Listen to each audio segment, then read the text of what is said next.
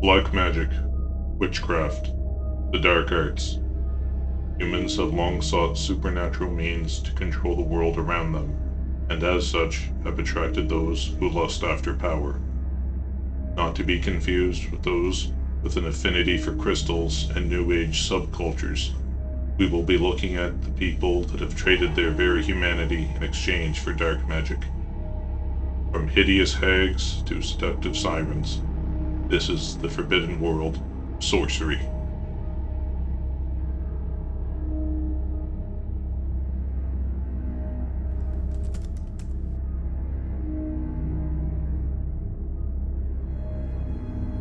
No stranger to mysticism, the land of India harbors a dark history of the occult. Folklore here speaks of the Dayan, female entities seen as either having made a pact with wicked Dakini spirits, or as a vampiric figure returned from the dead to drink the blood of family members and bring about curses. Male victims may also be held captive and used as sex slaves as their life force is fed upon, causing them to rapidly age. Other than spirits, those accused of being a Dayan may worship evil goddesses, but are usually depicted as being motivated by vengeance in any case. Being a shapeshifter, the appearance of the Dayan varies. They may be disguised as beautiful maidens to seduce their prey, although their true form is described as having black claws, backwards feet, and hair that they can use as a third limb. Preferring dark, secluded, and unclean surroundings, Dayan typically reside in burial grounds, cesspools, abandoned buildings, or rural areas. As is often the case with supernatural creatures, they are susceptible to iron and salt, and may be warded off if they are placed at the entrance to a home. Due to their cultural origins, Dayan also have a weakness to various religious symbols, chants, or talismans. Still, some may seek to placate their anger with offerings and rituals. Further east, the nations of the South Pacific are home to an even more disturbing entity. Known as the Manananggal, they are women that have turned to the study of the black arts.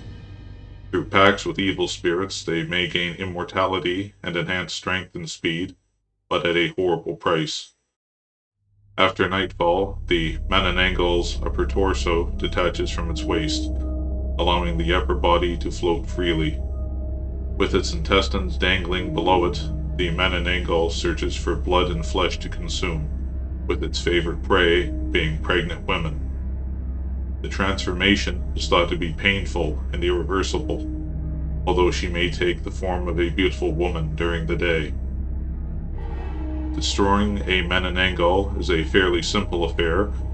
Once its lower body has been located, it must be sprinkled with salt, ash, or garlic, thus preventing the torso from reattaching.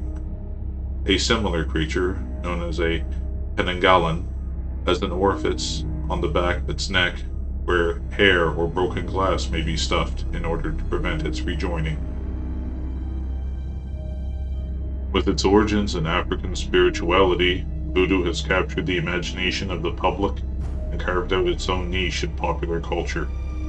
Practiced mostly in Caribbean nations, such as Haiti, voodoo is centered around rituals involving healing and harmony with the unseen world.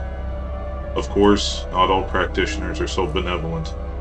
Bokor are said to serve the lowest spirits with both hands, being capable of both good and evil.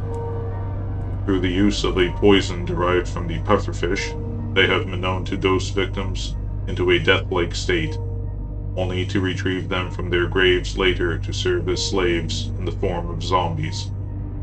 More extreme claims would have the Bokor reanimate actual corpses. One of the more infamous creations of the Bokor are that of Wangles, objects of magical power that can be used to bring about ill fortune or death. Among these, the voodoo doll may be the most well known.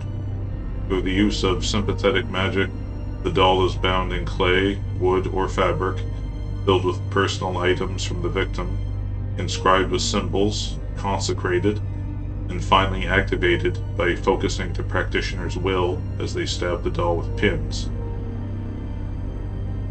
The dual nature of medicine men can also be found among the Navajo tribe of North America. Shape-shifting skinwalkers represent those among their population that have taken the path of darkness. Their name literally translated as, "With it, he goes on all fours," speaking of skinwalkers, is discouraged among the tribe, since it is said to draw their attention.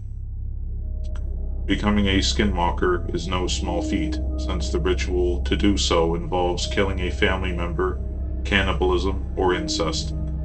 From there, the aspirant must obtain the skin of a desired animal and magically merge with it. It is then that they can transform into any animal whose pelt they possess by wearing it. Caves, crossroads, and remote desert mountain areas are among their ideal locations to reside and work their sinister magic. The most popular forms of skinwalkers assume are said to be coyotes, bears, foxes, crows, or wolves.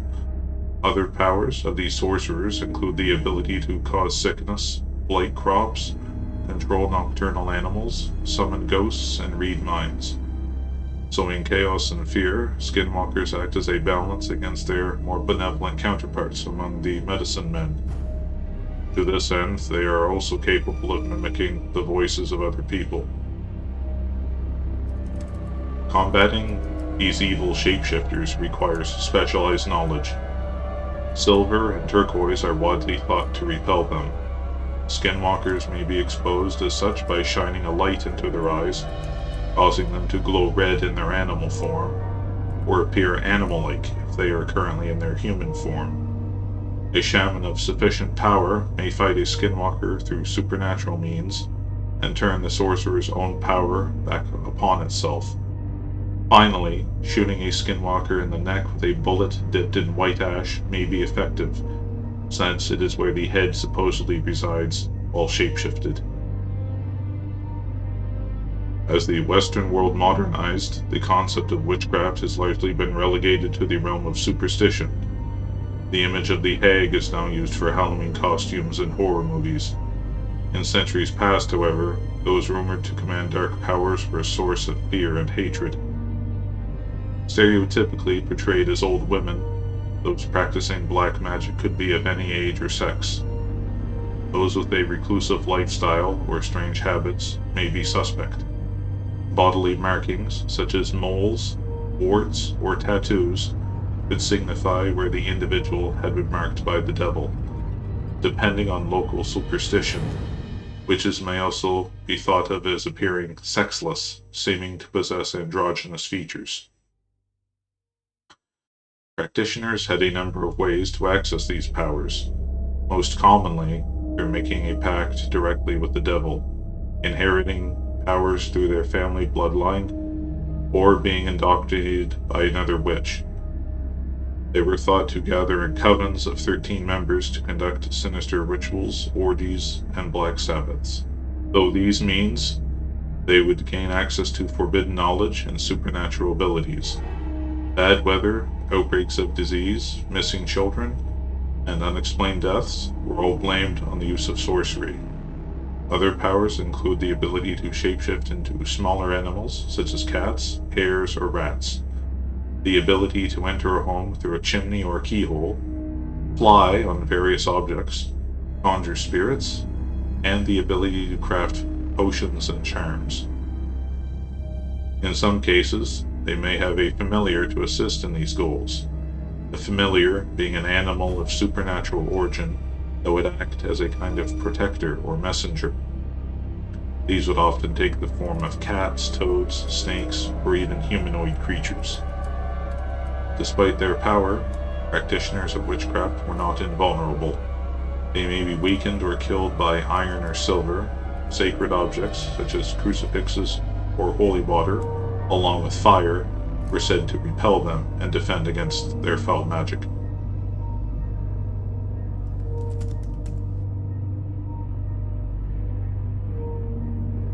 From Circe in the ancient Greek epic of the Odyssey to Morgan Le Fay of Arthurian lore, those wielding supernatural power stretch back into human history. They may appear as benevolent on some occasions, only to take on the role of villain in other versions of their tales. Regardless, they are feared around the world. The British Isles are home to many ancient myths regarding the Celtic people. One enduring legend is that of Jenny Greenteeth, a nefarious water spirit said to drown those that intrude onto her domain. Thought by some to be the daughter of a witch that tutored her in the dark arts, she was likely once an aquatic goddess worshipped by the Celts. Closely related to Jenny is Black Annis, a cave-dwelling hag with iron claws and blue skin. She is believed to skin her victims and wear the flesh as a garment after it dries, preferring to prey on children and livestock. Black Annis is seemingly based on the goddess Anu, a deity of war and death, and is associated with the night. Interestingly, she may also defend local communities from supernatural threats, seeking to maintain balance. Indeed, the stereotype of the hideous hag would appear to be a global phenomenon, as Japanese folklore demonstrates with Onibaba. Once a beautiful maiden, her lover died after being struck by lightning. Desperate to contact his spirit, she made a pact with a demon that transformed her into a grotesque abomination that used her powers to spread chaos and harm. In another version, Onibaba was a midwife tasked with obtaining the liver of an unborn child, while leaving her daughter alone with the charm. She lies in wait for years before finally attacking a woman that wanders by, only to discover that it was her own daughter. Driven insane, she becomes a yokai that attacks anyone that crosses her path to feast on their flesh. In any case, Onibaba is usually pictured as a disheveled, elderly woman with wild hair wielding a kitchen knife. Overcoming her would be a considerable feat, given her abilities to shapeshift, teleport, summon spirits, distort the minds of her victims, or curse them with misfortune and death. A series of challenges awaited any would-be hero that sought to defeat her, having to prove their worth. Sometimes an exorcist would need to conduct various rituals and prayers in order to counteract her power. Far from being consigned to history, there remain places in the world where dark magic continues to be feared, even rearing its head in the civilized world, as was demonstrated by a series of ritualistic killings that took place in Italy between 1998 and 2004. Members of the heavy metal band Beasts of Satan were charged with various killings in the Lombardy area, under the belief that the murders would grant them supernatural power. Andrea Volpe, Nicola Sapone, and Mario Macchione, along with others, were involved in the mutilation, shooting, and burning of their victims. In all, 4 killings were confirmed to have been carried out by the group, with a total of 18 suspected. It was in 1991 that a 35-year-old Christopher Case traveled to a work conference in San Francisco. It was here that he would meet a woman that shared his taste for ancient music, causing her to become romantically interested in him. Being significantly younger than her, he refused her advances, causing her to become enraged. Claiming to be a practitioner of magic, she cursed him to die in 1 week.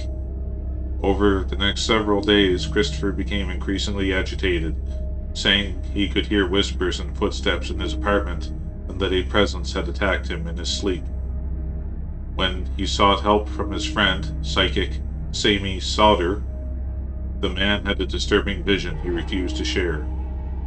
6 days after the incident, Christopher left a panicked message on the phone saying that his death was imminent. A subsequent welfare check on his apartment found that lines of salt had been poured along the walls, crucifixes hung, and candles had been left to melt. Christopher himself was dead in the bathtub from apparent heart failure. Had he succumbed to natural causes, or was he really the victim of a witch's curse? In a world of esoteric powers that may not obey the laws of nature, if all else fails, you can always drop a house on them.